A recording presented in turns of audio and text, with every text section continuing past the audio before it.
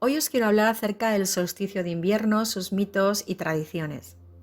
Durante el solsticio de invierno, el 22 de diciembre, el Sol alcanza su cenit en el punto más bajo y desde ese momento el día comienza a alargarse progresivamente en detrimento de sus noches, hasta llegar al solsticio de verano, en que invierte su curso. El término solsticio significa sol inmóvil, ya que en esos momentos el Sol cambia muy poco su declinación de un día a otro y parece permanecer en un lugar fijo del ecuador celeste.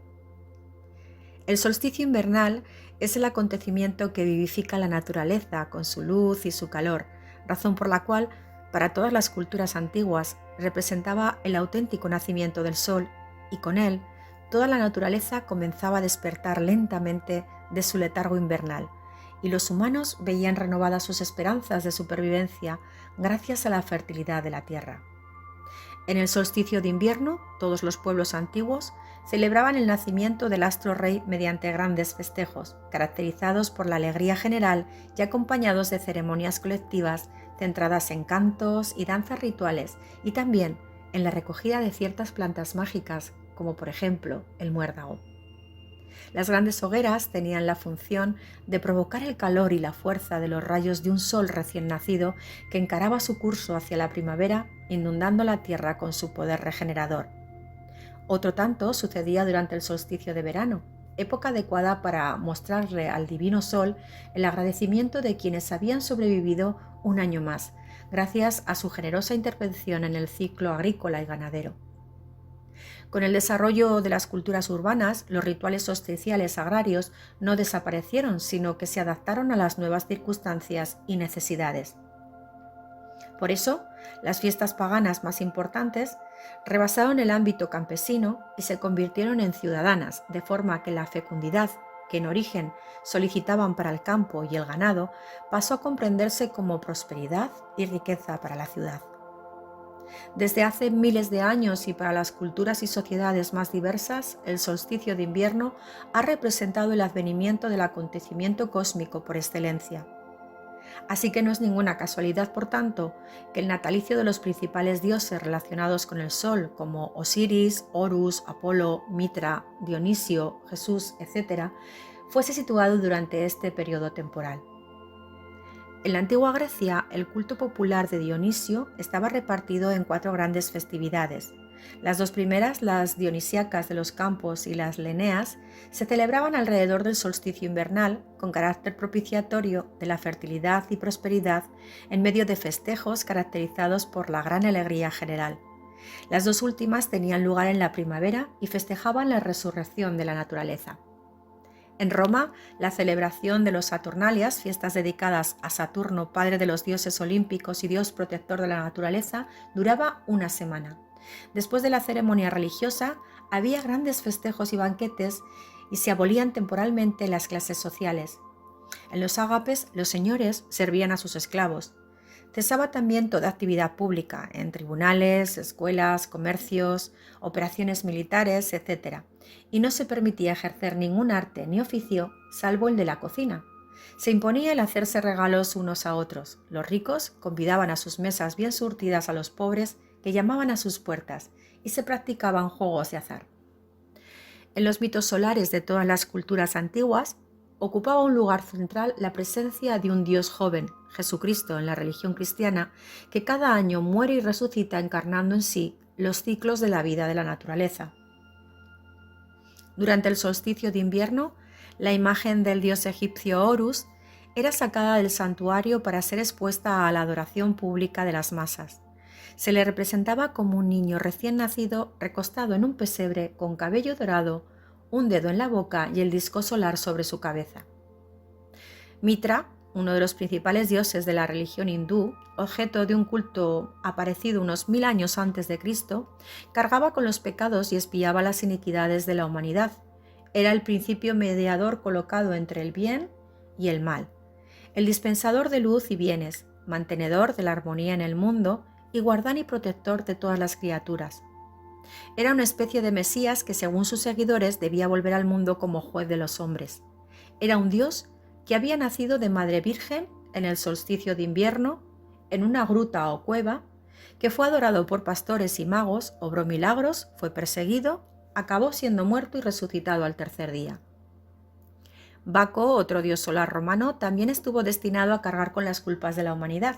También fue asesinado y despedazado como Osiris, y su madre también lo buscó como Isis, y recogió todos sus pedazos y lo resucitó.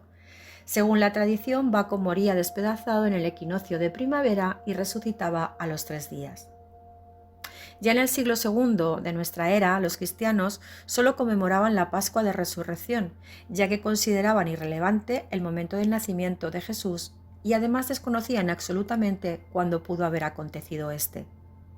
Durante el siglo anterior, al comenzar a aflorar el deseo de celebrar el natalicio de Jesús de una forma clara y diferenciada, algunos teólogos, basándose en los textos de los evangelios, propusieron datarlo en fechas tan distintas como el 6 y el 10 de enero, el 25 de marzo o el 15 y 20 de abril. Pero el Papa Fabián decidió cortar por lo sano tanta especulación y calificó de sacrílegos a quienes intentaron determinar la fecha del nacimiento del Nazareno. A pesar de la disparidad de fechas apuntadas, todos coincidieron en pensar que el solsticio de invierno era la fecha menos probable, si se atendía a lo dicho por Lucas en su Evangelio, donde dice que había en la región unos pastores que pernoctaban al raso y de noche se turnaban velando sobre el rebaño. Se les presentó un ángel del Señor y la gloria del Señor los envolvía con su luz. Si los pastores dormían al raso cuidando de sus rebaños para que el relato de Lucas fuese cierto o coherente, debía de referirse a una noche de primavera, ya que a finales de diciembre en la zona de Belén el excesivo frío y lluvias invernales impedirían cualquier posibilidad de pernoctar al raso con el ganado. Forzando la escena relatada por Lucas hasta el límite, otras iglesias cristianas ajenas a la católica, como es la armenia, fijaron la conmemoración de la Natividad en el día 6 de enero, ya que, según su deducción, el relato de Lucas sí puede ser creíble si se sitúa el nacimiento de Jesús un poco más tarde, en enero, y en el Oriente Medio, un tiempo y un lugar donde es muy probable la existencia de cielos nocturnos claros y sin borrascas, aunque todavía con mucho frío. Con el mismo argumento, otras iglesias orientales como la egipcia, griega y etíope propusieron fijar el natalicio el día 8 de enero. Entrado ya el siglo IV, cuando ya se había concluido el proceso de trasvase de mitos desde los dioses solares jóvenes precristianos hacia la figura de Jesucristo, se decidió fijar una fecha concreta. Dado que a Jesús se le había adjudicado toda la carga legendaria que caracterizaba a su máximo competidor de esos días, el dios Mitra, lo lógico fue hacerle nacer el mismo día en el que se celebraba el advenimiento de ese joven dios. De esta forma, entre los años 354 y 360, durante el pontificado de Liberio, se tomó por fecha inmutable la de la noche del 24 al 25 de diciembre, fecha en la que los romanos celebraban el Natalus Solis Invicti, el nacimiento del sol invencible, un culto muy popular y extendido al que los cristianos no habían podido vencer, y claro está, la misma fecha en la que todos los pueblos contemporáneos festejaban la llegada del solsticio de invierno.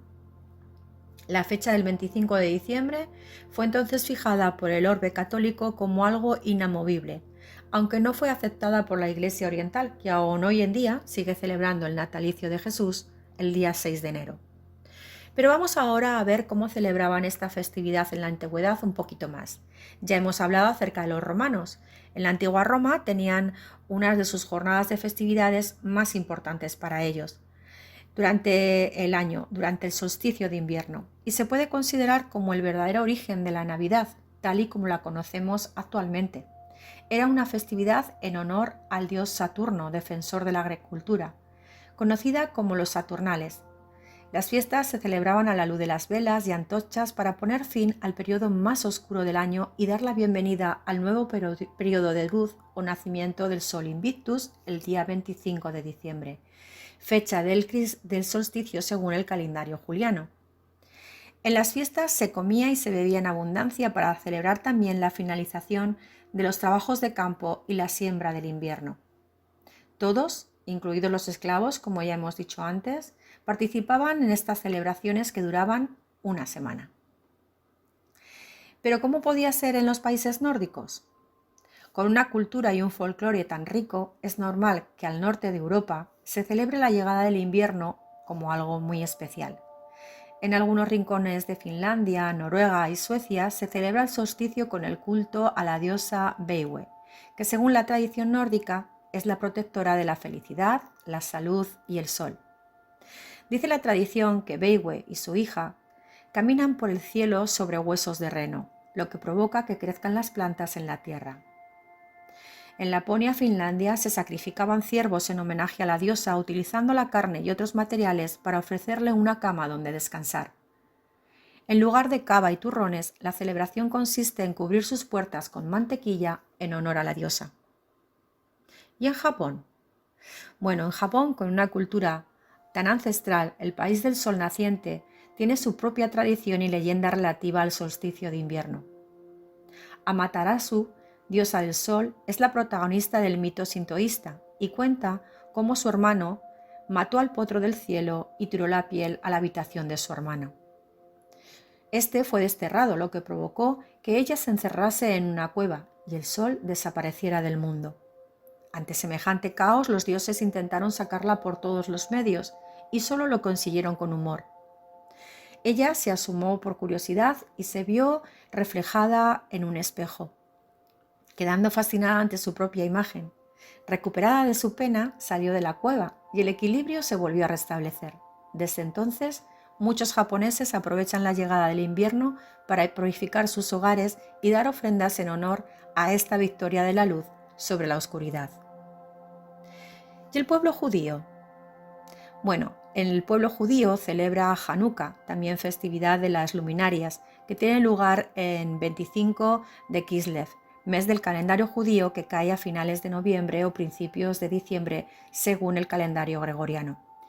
Y consiste en una celebración de 8 días para conmemorar cómo el candelabro del segundo templo de Jerusalén se mantuvo encendido durante 8 días seguidos sin tener casi aceite para mantener las llamas. Los judíos lo consideran un milagro. Es por ello que en Hanukkah se enciende un candelabro de 9 brazos. Los 4 brazos en cada lado representan los 8 días de celebración del milagro del aceite, mientras que el del medio, conocido como ciervo, se usa para encender los demás. Se encienden candelabros con velas o aceite cerca de las ventanas o las puertas para iluminar tanto el interior de la propia casa como el exterior, haciendo que sea visible para la gente de la calle y así recuerden el milagro. Durante estos días se intercambian regalos, se organizan reuniones familiares para comer o cenar y como en otras culturas no faltan los cánticos y las fiestas. Ahora nos vamos a Escocia. En países como Escocia se cree que los vikingos implantaron la celebración pagana del Yule, antiguos ritos del culto al sol y al fuego. Durante 12 días organizaban grandes banquetes, bailes y hogueras. Una de las tradiciones era quemar el tronco de Yule durante toda la noche, para luego esparcir sus cenizas por los campos y atraer así las buenas cosechas. Parece ser que la festividad posteriormente desembocó en otra celebración que acabó por resultar fusionada con la Navidad cristiana en el año 1600 y trasladada al 31 de diciembre. La tradición sigue celebrándose en la actualidad y durante 4 días y 4 noches en ciudades como Edimburgo lanzan fuegos artificiales y organizan desfiles de antorchas manteniendo parte de la tradición ancestral del culto al fuego. En Stonehenge se cree que los solsticios se han celebrado en Stonehenge, Reino Unido, también llamado Templo del Sol, durante miles de años, y la cita congrega a miles de personas de todo el mundo. Los momentos cumbres son la puesta y posterior salida del sol, en los que los primeros o últimos rayos del sol se esconden tras el horizonte y los megalitos se alinean, según cuentan los entendidos, de forma singular y única en esa fecha del año. Una experiencia singular que se suma al interés que tiene de por sí el acercarse a este monumento megalítico. Bueno, y después de todo esto vamos a ver qué tipo de rituales vamos a poder hacer nosotros en este día. Rituales para el solsticio de invierno. Vamos a ver ahora qué tipo de rituales podemos hacer este solsticio de invierno. Vamos a hacer el primer ritual, que es el mapa de los deseos o divinidad y prosperidad. Uno de los rituales más comunes de este evento astronómico es la elaboración de un mapa de los deseos. Después de dar gracias al sol y dejar que penetre tu espacio, es momento de agradecer y de pedir. Vamos a coger una hoja y vamos a colocar en ella nuestra lista de deseos y aspiraciones para el nuevo año. Vamos a empezar por dar gracias a Dios, al universo, a la luz, a lo que cada uno sienta por dentro. Dile cuánto agradeces estar vivo y haber podido cumplir tus metas del año anterior. Seguidamente, escribe tus deseos, primero partiendo de los divinos, los más interiorizados, los más conectados con tu ser y tu divinidad. Luego, pide deseos para la humanidad, hasta tu dimensión personal y familiar. Termina la lista de deseos y procede a encender una vela, preferiblemente amarilla, blanca, violeta o roja. Para mí la preferida es la roja. Pasa la hoja donde escribiste tu mapa sobre la llama suavemente y teniendo la precaución de no quemar el papel. La luz y el calor de la llama va a aportar la energía necesaria para que tus anhelos se vuelvan realidad. Ahora bien, para conferir poder y fortaleza a todo aquello que has pedido, es importante decretar. Esto lo seguirás acompañando el ritual con elementos naturales fuertes, como por ejemplo una rama de pino o roble. Ata esa rama con un listón de tela roja y ofrécelo como ofrenda a la Madre Tierra para que dé su bendición a todos tus deseos. Segundo, el ritual del solsticio de la abundancia personal. Puesto que has pedido abundancia y has dado gracias por ella durante el año anterior, es momento de recibirla en grandes cantidades. Pero para lograr esto debes componer una ofrenda. Coge una bandeja y allí coloca 1 o 2 velas grandes en el centro. Rodéala de piñas de pino y muérdago. Luego, coloca este arreglo en un lugar de la casa donde reciba mucha luz solar para que guíe tus deseos. Posteriormente, deberás preparar tu cuerpo para recibir las bendiciones. Por ello es momento oportuno para la purificación o desintoxicación corporal y espiritual. Puedes tomar un baño refrescante y mientras estés bajo la ducha, frota todo tu cuerpo con un puñado de sal marina y luego aplica alguna sustancia dulce como azúcar o miel. Finalmente, ordena tu hogar, limpia todos tus rincones, desecha lo que ya no uses y regala a tus seres queridos aquellas cosas que ya no te son útiles a ti. Por último, pero no menos importante, te sugiero lo siguiente. Consume en esta celebración abundantes frutas y verduras, bebe mucha agua, evita las grasas y el consumo de alcohol, al menos durante este día. Espero que todo esto te haya servido y que disfrutes de un feliz solsticio.